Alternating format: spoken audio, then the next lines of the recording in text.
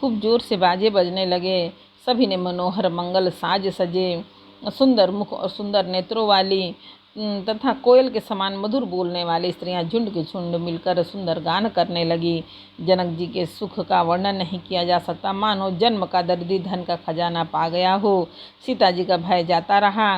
वे ऐसे सुख हुई जैसे चंद्रमा के उदय होने से चकोर की कन्या सुखी होती है। जनक जी के ने विश्वामित्र जी को प्रणाम किया और कहा, प्रभु ही की कृपा से श्री रामचंद्र जी ने धनुष तोड़ा है। दोनों भाइयों ने मुझे कृतार्थ कर दिया है स्वामी।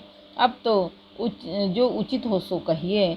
मुनि ने कहा, हे चतुर नरेश, सुनो, यूँ तो विवाह धनुष के अधीन था।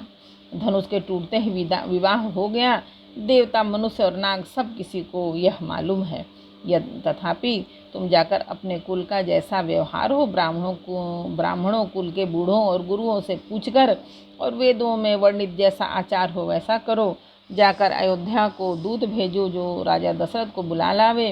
राजा ने प्रसन्न होकर के कहा, हे कृपालु, बहुत अच्छा। और उसी समय दूतों को बुलाकर भेज दिया।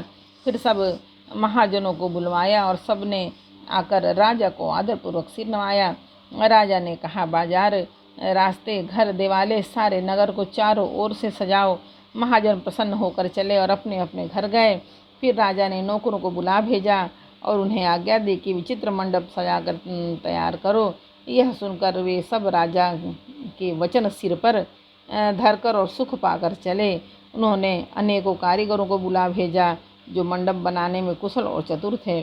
उन्होंने ब्रह्मा की वंदना करके कार्य आरंभ किया और पहले सोने के केले के खंभे बनाए।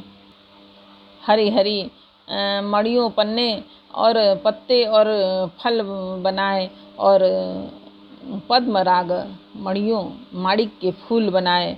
और मंडप के अत्यंत विचित्र रचना देखकर ब्रह्मा का मन भी भूल गया। बांस सब हरी हरी मड़ियों, पन्ने के सीधे और गांठों से युक्त ऐसे बनाए जो पहचाने नहीं जाते थे कि मड़ियों के हैं या साधारण।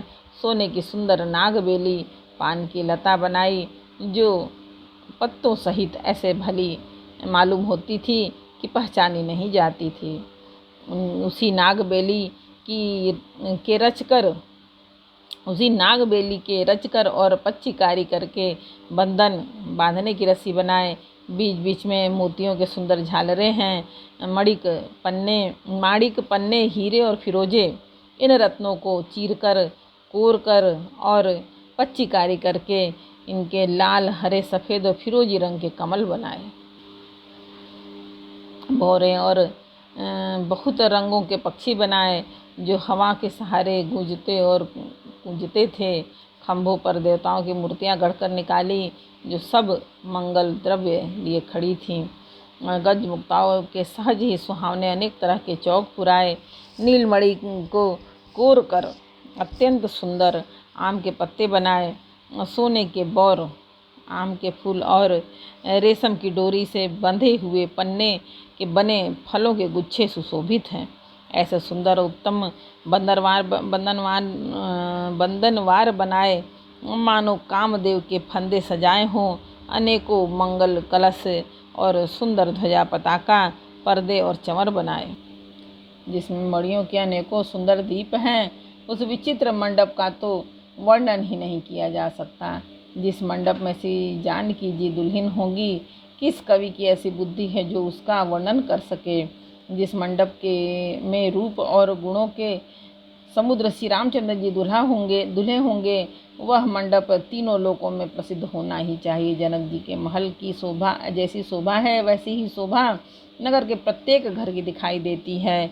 उस समय जिसने तिरहुत को देखा जो 14 भुवन तुच्छ जान पड़े।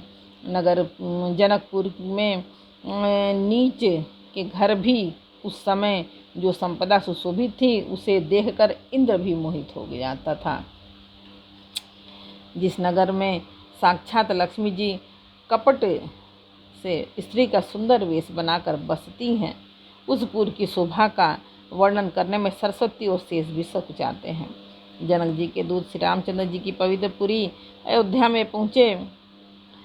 सुंदर नगर देखकर वे हर्षित हुए। राजद्वार पर जाकर उन्होंने खबर भेजी। राजा दशरथ जी ने सुनकर उन्हें बुला लिया। दूतों ने प्रणाम करके चिट्ठी दी। प्रसन्न होकर राजा ने स्वयं उठकर उसे लिया। चिट्ठी बाँचते समय उनके नेत्रों में जल, प्रेम और आनंद के आंसू छा गया। शरीर पुलकित हो गया और छाती भर आई। हृदय में राम और लक्ष्मण हैं, हाथ में सुंदर चिट्ठी है। राजा उसे हाथ में लिए ही रह गए।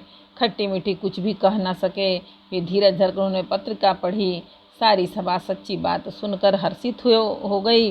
भरत जी अपने मित्र और भाई शत्रुघ्न के साथ जहाँ खेलते थे वहीं समाचार पाकर वो आ गए।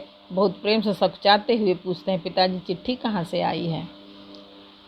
हमारे प्राणों के प्यारे दोनों भाई कहिए कुशल तो हैं, और वे किस देश में हैं? स्नेह से सने ये वचन सुनकर राजा ने फिर से चिट्ठी पढ़ी।